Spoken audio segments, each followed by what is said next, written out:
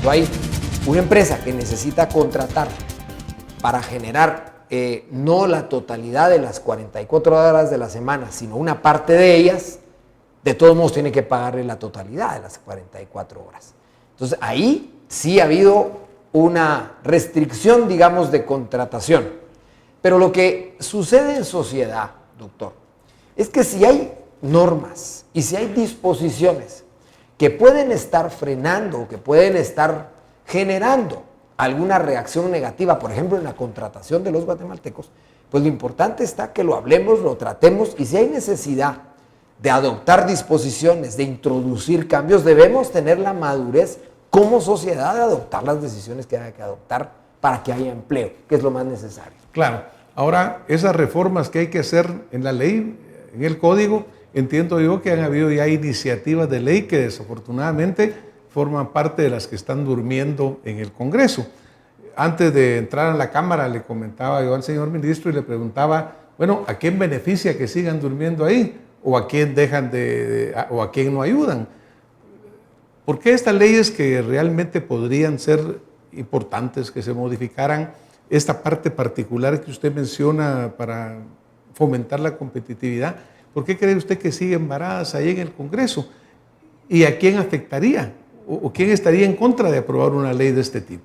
Bueno, yo quisiera primero considerar, doctor, que en Guatemala tenemos una población económicamente activa, o sea, un número de trabajadores que llega ya a 6.200.000 de conformidad con la última encuesta de empleo e ingresos.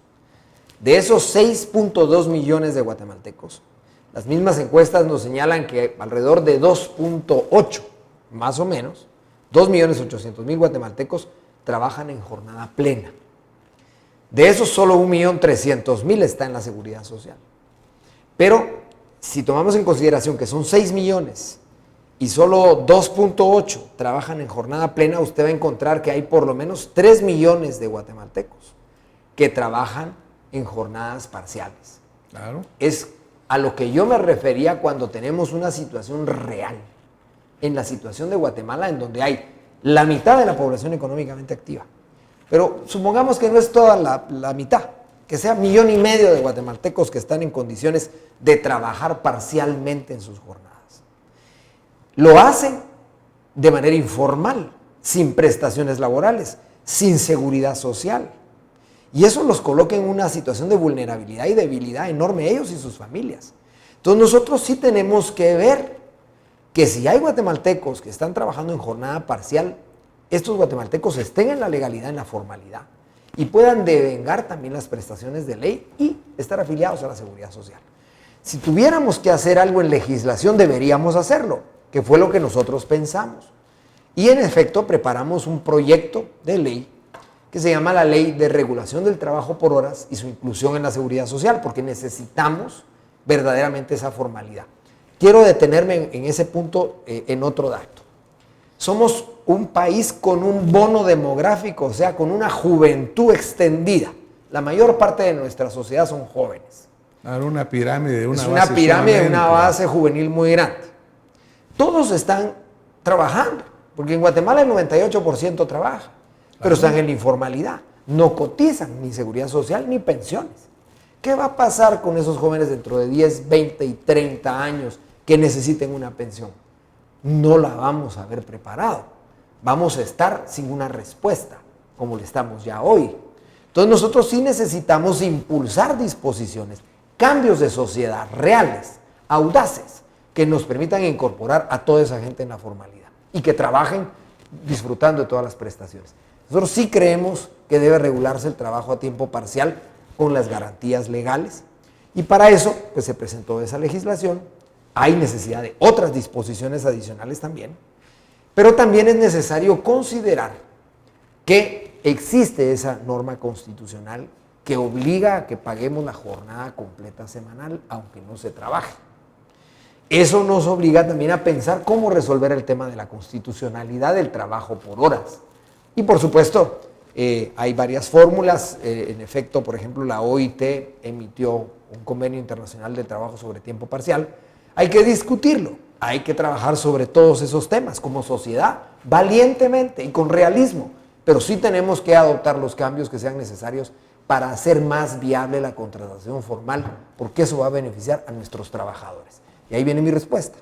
¿A quién no beneficia que asumamos esos retos de discutir seria y valientemente estos temas? Al que no beneficia es al trabajador, al que está en la miseria, a él no lo beneficia. Que no adoptemos esa seriedad, que la sociedad no adopte la discusión de esos temas, que el Congreso no los recoja y no tome en consideración esas propuestas de legislación y verdaderamente las discuta y las apruebe. A quien no beneficia o a quien perjudica que eso no suceda es al trabajador. El trabajador va a seguir siempre con un salario por debajo de la ley, con jornadas precarias, sin prestaciones, sin estabilidad laboral. Y ahora, entonces no vamos a mejorar nuestra situación. Entonces, ¿quién se ha opuesto? Porque es que esto que es tan obviamente positivo como usted lo menciona, y yo creo que es lo que pensamos muchos, ¿por qué es que no camina?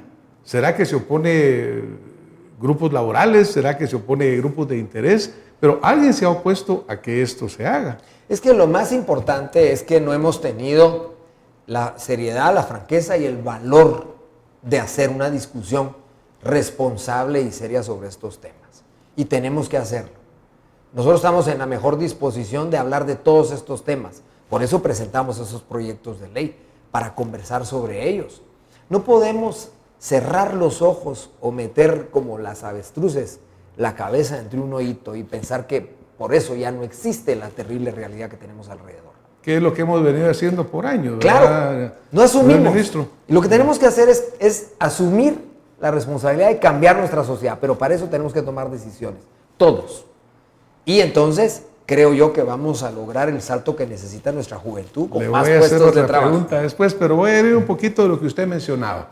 Obviamente vivimos en una sociedad libre, en una sociedad de, pudiéramos decir, libre mercado, pero al final libre expresión de todos, ¿no? La informalidad en Guatemala, en vez de ir disminuyendo, según estas estadísticas que usted menciona, han ido creciendo con el tiempo. Se hablan de un 75 a un 80% de gentes en la informalidad. Entonces, ¿es atractivo para el trabajador en la informalidad irse al seguro social? Pues obviamente no, porque hay mucha queja que el seguro social no me atiende. Usted menciona qué vamos a hacer con ellos en 20 años o en 30 años. Pero ¿qué vamos a hacer si el seguro social se le está acabando también el dinero para las pensiones? En algún punto nos está fallando el sistema, ¿verdad? Pues claro, pero es la misma respuesta, doctor. Tenemos que asumir con seriedad la discusión sobre qué hacemos con el IX. El IX hay que transformarlo. La seguridad social del país, la previsión social de Guatemala, hay que verdaderamente asumirla, afrontarla.